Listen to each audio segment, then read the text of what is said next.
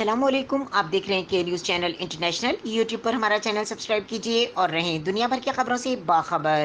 رخ کریں گے خانیوال کا، جہاں سے رپورٹ کر رہے ہیں ہمارے نمائندے ملک ساجد۔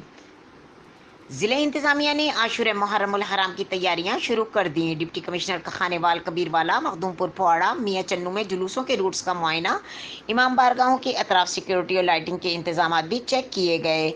روٹس پر ٹوٹ پھوٹ کا شکار سڑکوں کی جلد پیک ورک، خراب لائٹس بدلنے کا حکم۔ ضلع انتظامیہ گزشتہ سال کی طرح اس بار بھی بہترین انتظامات یقینی بنائے گی۔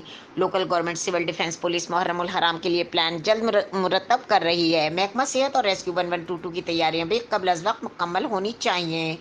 جلوسوں اور مجالس کی CCTV کیمروں سے مانیٹرنگ کی جائے گی۔